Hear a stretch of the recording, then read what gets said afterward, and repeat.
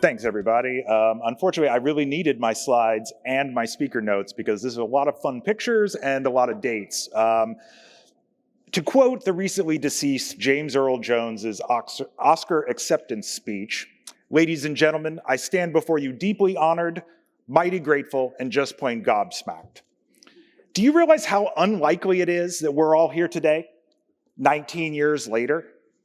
Let me tell you a little bit about how it happened. Our story begins in 1891 when Wilfred Collins Simons took over the Lawrence Record, thus beginning the 125-year ownership of the newspaper by the Simons family, who finally sold the newspaper business in 2016. This is actually a 2013 reproduction of the 150th anniversary of Quantrill's raid, as evidenced by the barcode in the upper right-hand corner that I just realized you can't see on screen. But barcodes wouldn't be invented for 89 years later, and so that kind of gave that away. Don't be scared that I'm starting 133 years ago. We're going to quickly jump forward to the 1970s.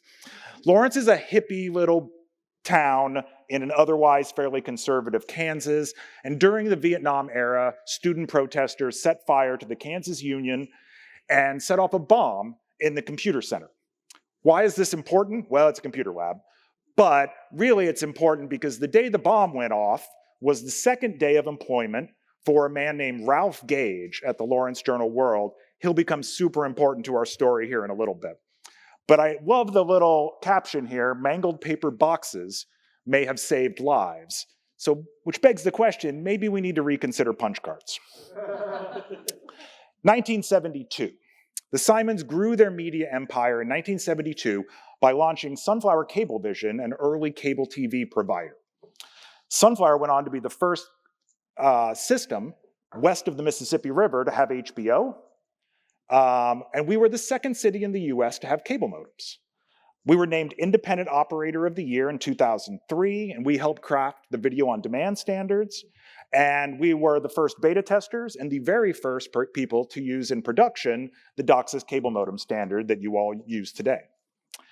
We also had Geeks on Wheels, an on-demand, at-home computer service and repair business that was years before Best Buy's Geek Squad existed.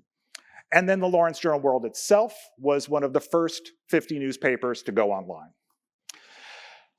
I'm giving you all this backstory to help set the stage for how a small newspaper in Kansas ended up building and releasing the little web framework we've all grown to love named Django. Let's fast forward a little bit more.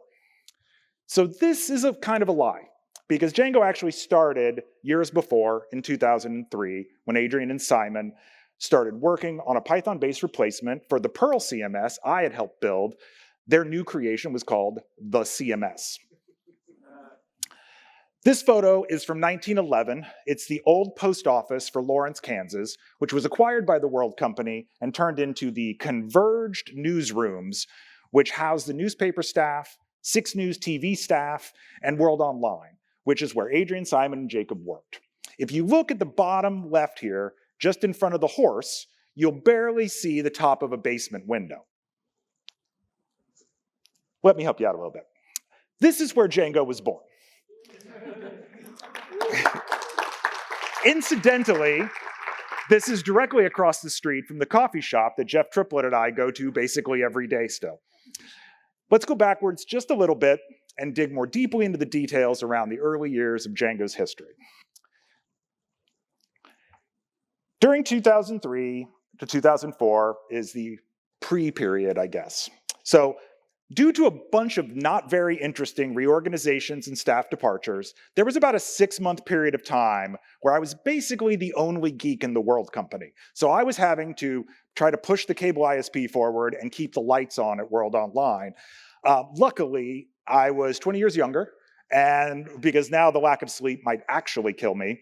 I mentioned it briefly before, but Java Break, the coffee shop across the street, which was open 24 hours a day back then, certainly played a minor role in the success of the technology at the World Company. Thankfully for me and Django's history, Adrian Halavati came along and took over World Online. He then hired Simon to assist, and Simon was able to come over on a 1-year student visa for an internship. And Simon's help went so well that when it was time for Simon to leave, they hired Jacob to replace him, but they overlapped by a couple of months.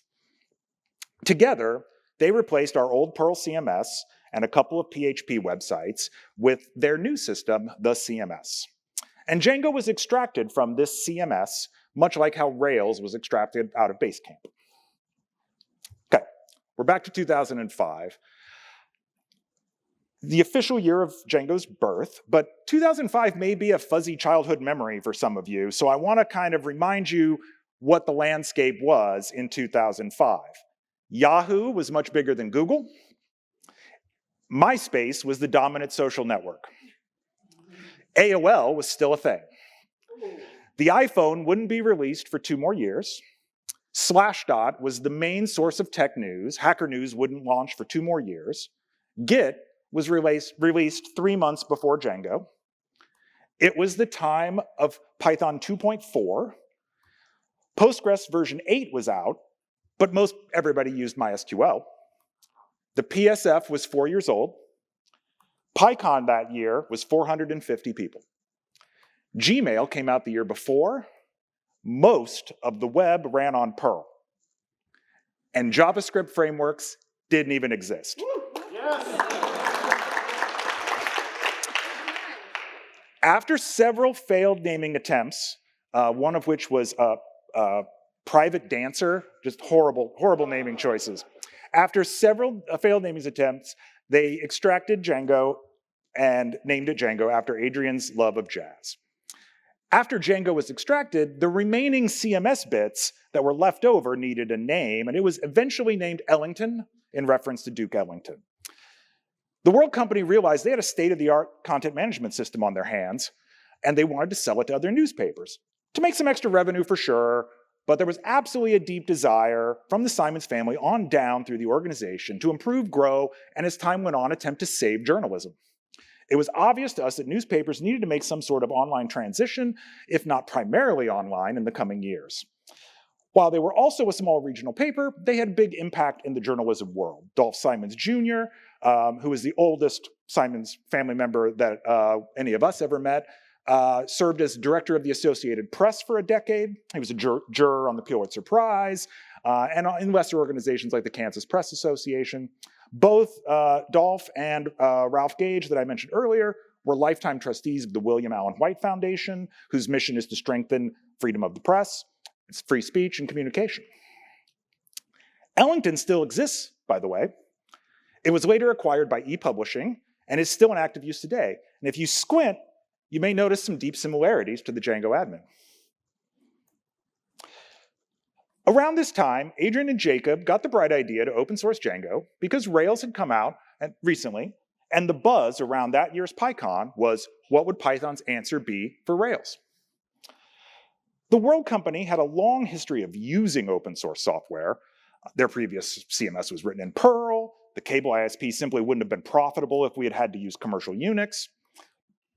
But the problem was it was scary for businesses to open source software at that time. It wasn't exactly rare, but it was not at all common. They didn't understand the technology, the legal standing of various licenses were weird and somewhat untested. It's hard to get a 100-year-old company to do scary things they don't understand. So Jacob and Adrian asked me if I would come help argue in defense of open sourcing Django. As a longtime open source user and contributor, I was happy to. But you have to realize at this point, I didn't use Django or even Python. I was still a diehard fan of Perl. But I had a stronger relationship with the Simons, and I was fluent in lawyer and suit speak. So we had the infamous lawyer meeting. The exact date's lost to history. I seem to remember it being a Thursday morning.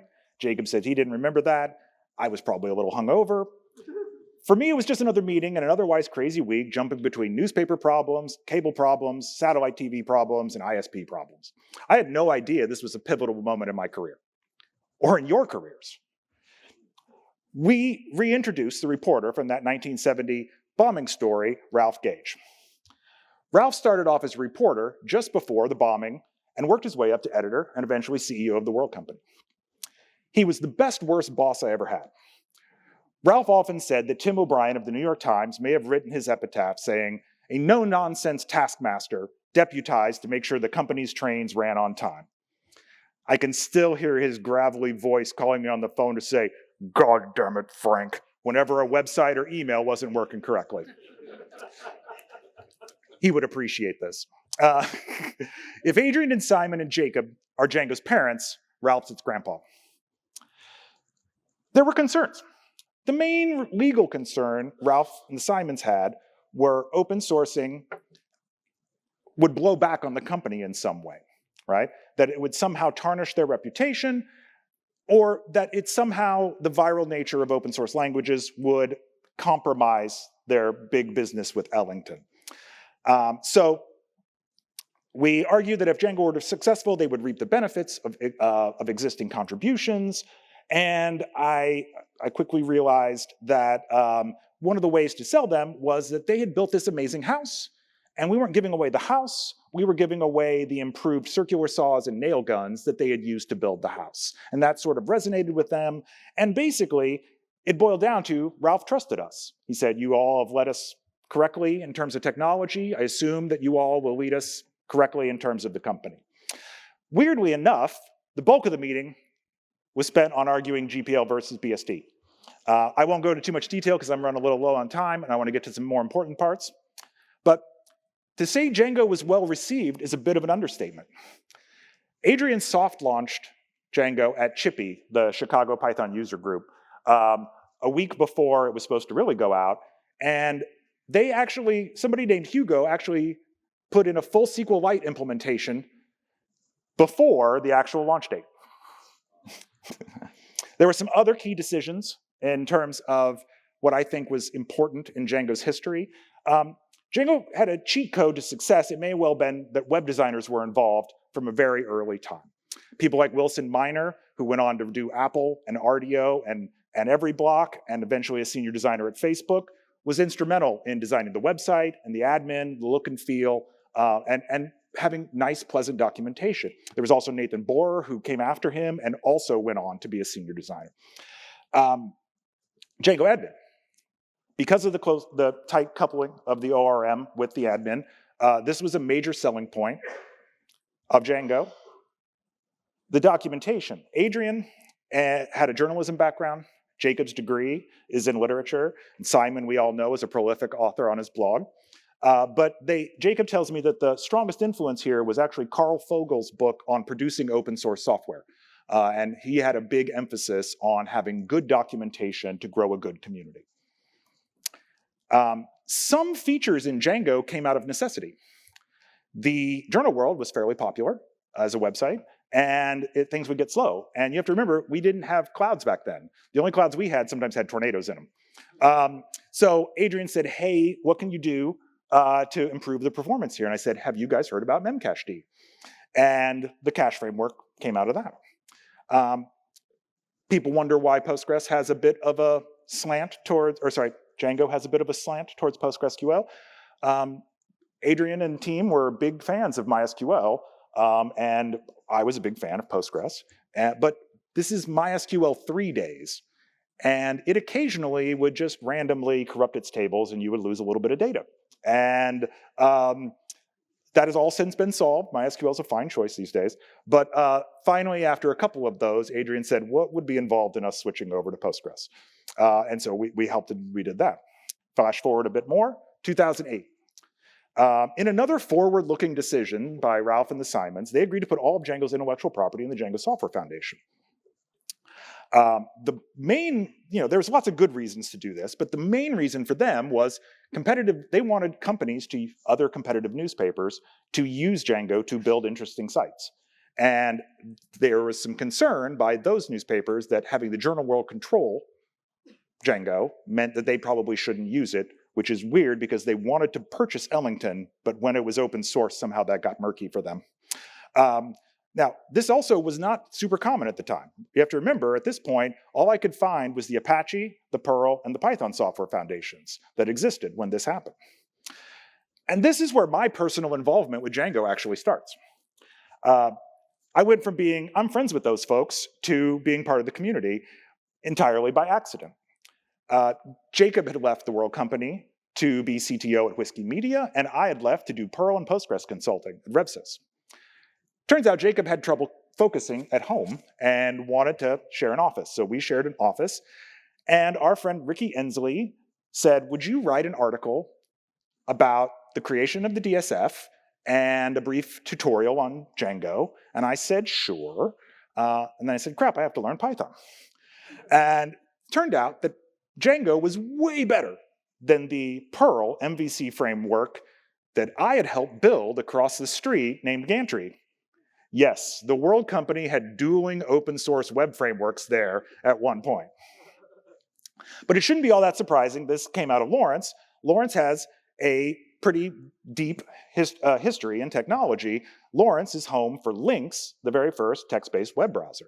It's also the home for publications like C++ Users Journal, Sysadmin Magazine, and Dr. Dobbs, if anyone here is old enough to remember those.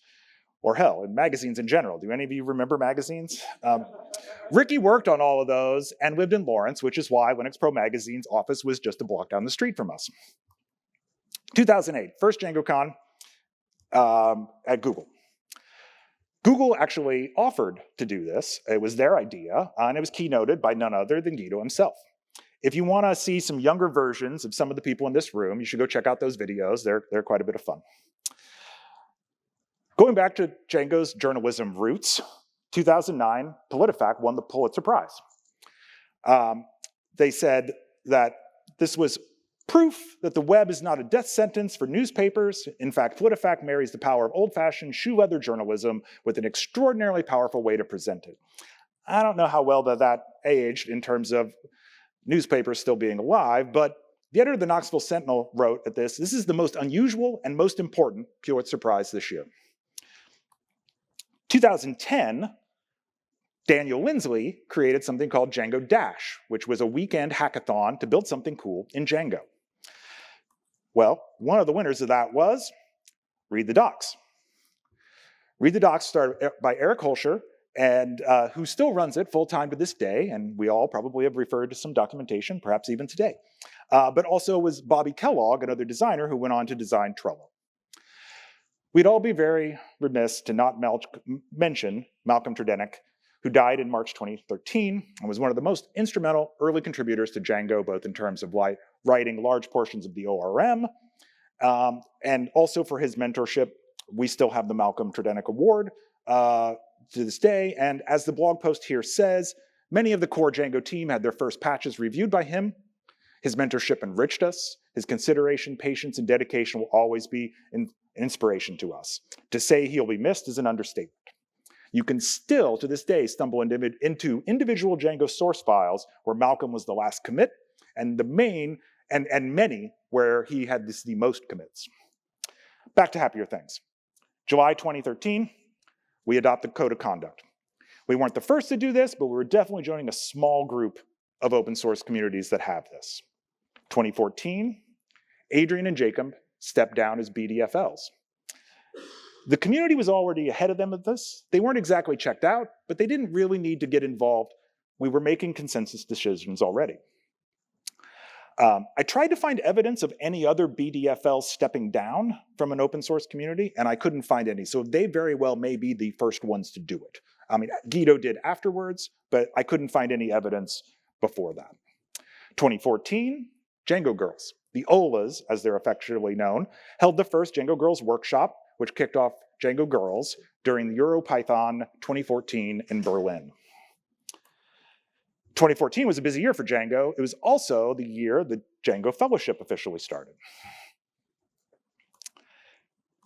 2015, when Django turned 10, we decided to throw a little birthday party in Lawrence, fit for a 10-year-old. We got permission from the city to close down a block and have a block party, including a birthday cake, a talking robot, and a bouncy house. And of course, Adrian flew into town to play us some sweet gypsy jazz. While I think celebrating 10 years is important to note in our history, I have to admit I've mostly included this for this next picture where I let Simon know that the Batmobile had just arrived on scene. It's a replica, but yeah, it lives in Lawrence and we see it around town occasionally. 2015 to today. This bit of Django history is fresh and far better documented. Many of you have lived it yourself, and I'm kind of running low on time, so I'm going to skip that portion of our history and talk about the future a little bit.